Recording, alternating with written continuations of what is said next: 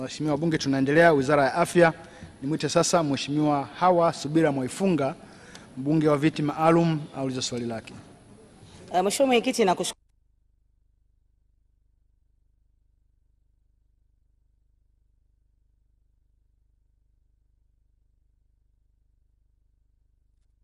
Mheshimiwa Mwenyekiti, mradi wa ujenzi wa jengo la mama na mtoto katika hospitali ya Kitete unatekelezwa kwa awamu, ambapo hadi sasa serikali imetoa fedha shilingi bilioni 3.27, ambapo awamu ya kwanza zilitolewa shilingi bilioni 2.69 na awamu ya pili milioni 578.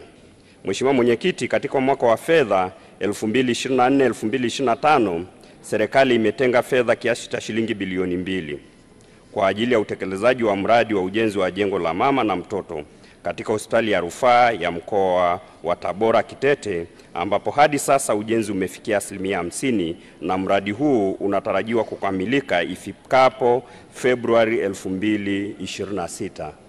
Mheshimiwa Mwenyekiti, naomba kuwasilisha. Mheshimiwa Hawa Mwaifunga, swali la nyongeza. Mheshimiwa Mwenyekiti, nakushukuru. Pamoja na majibu ya serikali, lakini mkoa wa Tabora ni mkoa wa 3 kwa wingi wa watu kwa mujibu wa sensa 2022. Na kipaumbele cha Mheshimiwa Rais katika masuala ya afya ni afya ya mama na kupunguza vifo vya mama mjamzito na mtoto.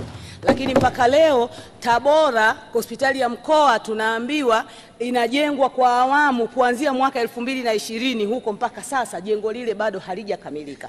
Mheshimiwa Mwenyekiti, serikali ituambie ile ni hospitali ya mkoa ama ni kitu gani? Kwa sababu mpaka leo Mheshimiwa Mwenyekiti, hakuna uwezekano wa kumalizika kwa jengo lile, bado bilioni 2 zinahitajika.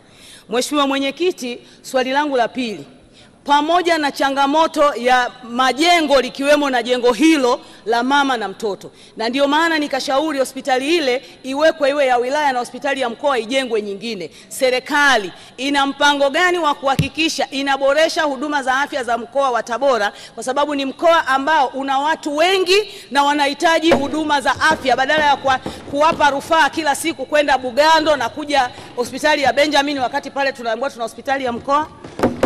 Majibu, Mheshimiwa Naibu Waziri. Mheshimiwa, kwanza nimpongeze Mheshimiwa mbunge kwa hamasa aliyokuwa nayo nzuri ya kuhakikisha hospitali yao ya mkoa ya Kitete Tabora inafanyiwa kazi vizuri, na niseme tu kwa kweli anafanya kazi vizuri sana Mheshimiwa mbunge akishirikiana na Mheshimiwa Mwakasaka kwa ajili ya kutetea hospitali hiyo.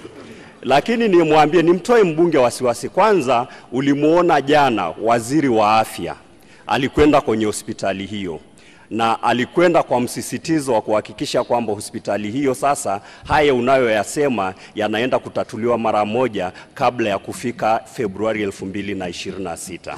Na nikutoe tu pia wasiwasi leo, fedha ambayo Dr. Samia Suluhu Hassan ameingiza kwenye sekta ya afya ni nyingi sana, kiasi kwamba sio tu kwamba zimetatua matatizo ya afya kwenye Tanzania hii yetu, imebubujika, imekwenda mpaka kwenye mataifa yanayotuzunguka. Ndio maana unasikia leo watu wanatoka nchi mbalimbali wanakuja kutibiwa Tanzania. Kwa hiyo nikutoe wasiwasi. Tunaanza moja, bora nyie mliokuwa na hospitali hiyo ya mkoa ya zamani, wenzenu walikuwa hawana hospitali ya mkoa kabisa na leo wanayo. Sasa usiogope, kila kitu ambacho mnapanga kwenye mkoa wa Tabora kwenye eneo la afya, rais wetu ameshajipanga kwa ajili ya kuhakikisha hayo mambo yanatekelezeka.